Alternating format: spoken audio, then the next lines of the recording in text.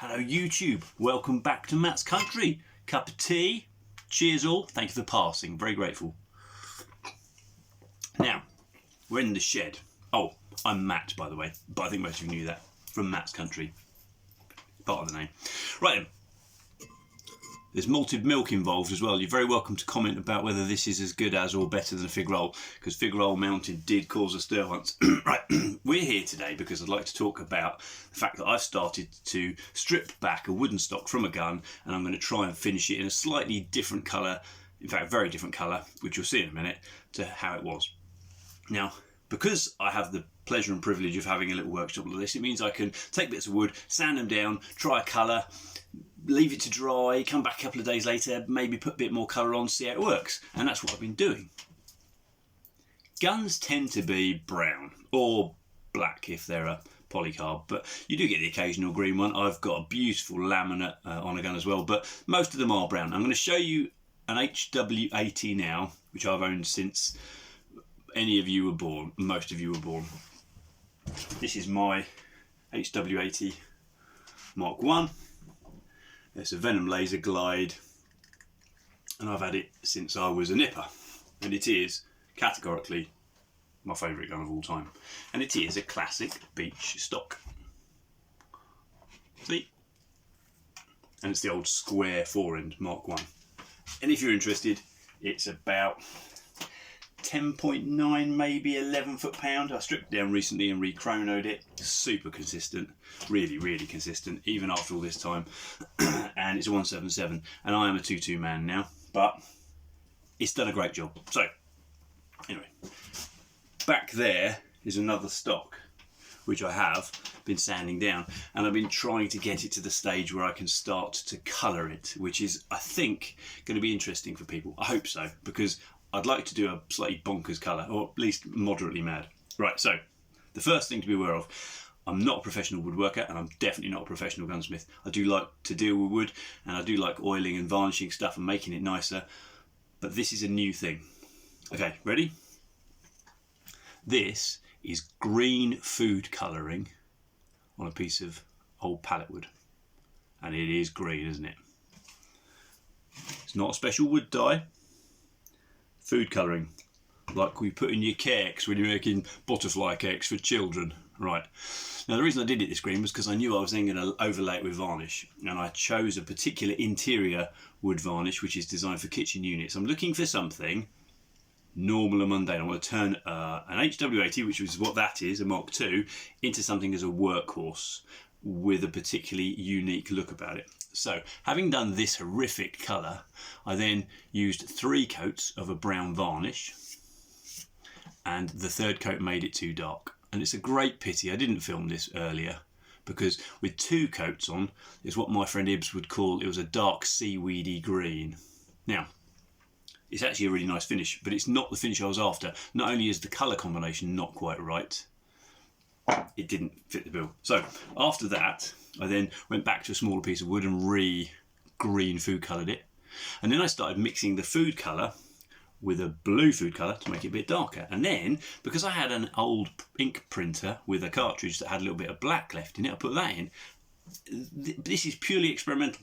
Let's not pretend this is professional.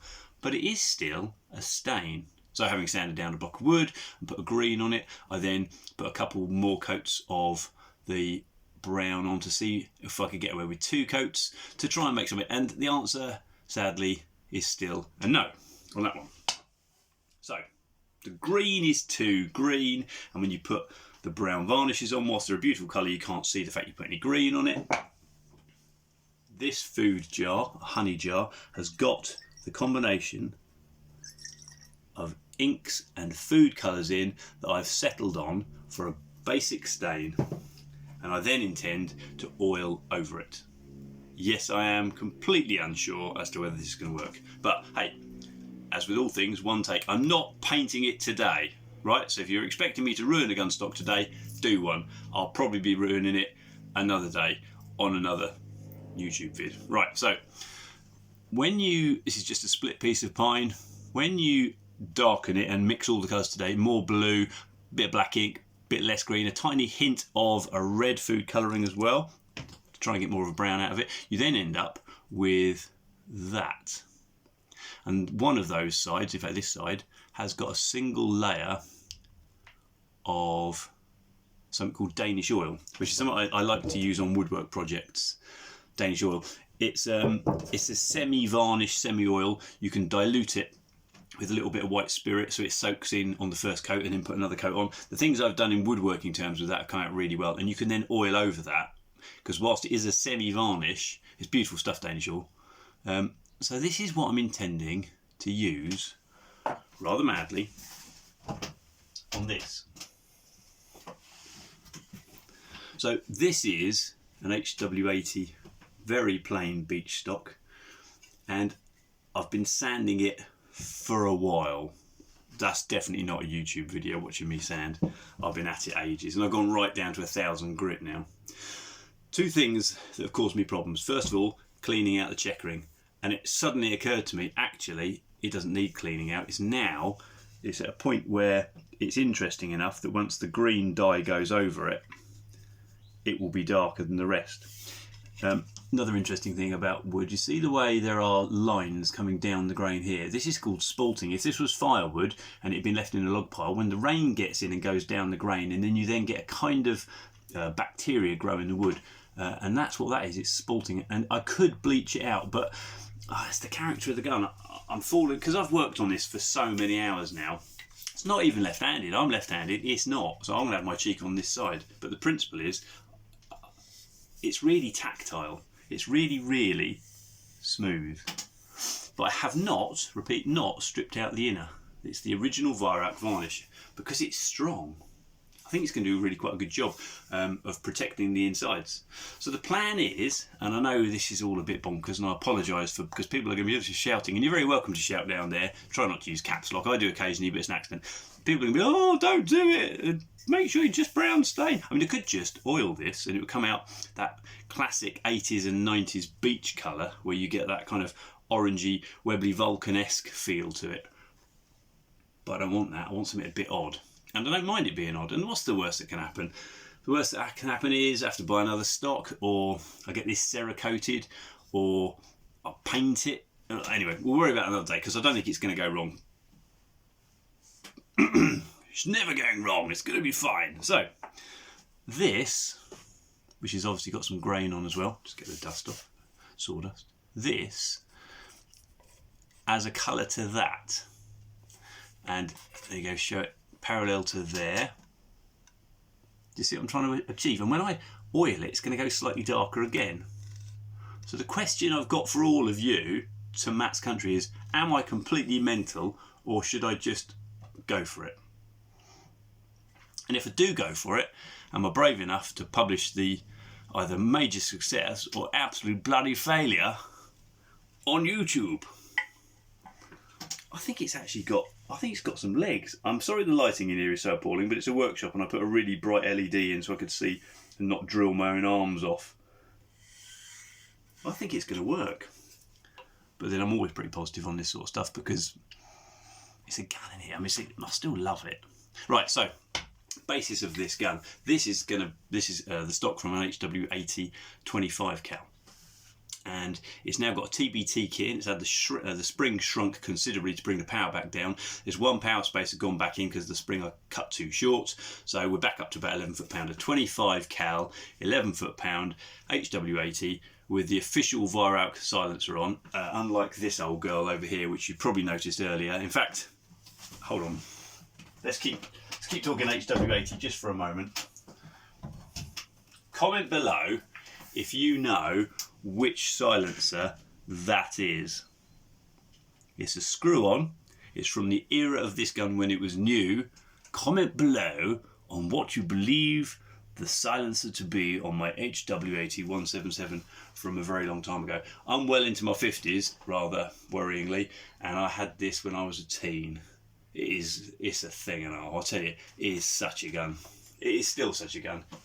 It's one of those guns. Even this sling, I'm sidetracking, sorry. Even this sling is the original one. And the original sling swivels that I put on, and the stud. Look at the state of that. Look how much bit kicking this has had over its life. but I fitted that when I was little, when I was a boy. Might have been the beginning of my woodworking career, getting that slightly wonky, but hey. Right, so, to recap, HW80, very boring beech stock, literally nothing magical in it. A few stains that I could bleach out, but I'm just not going to because I'm kind of falling in love with the shape of it. It has this, we're not going to call it a recoil pad, this butt pad there. The question is, for all of you, is that going to look right with that? Oh, Jesus Christ.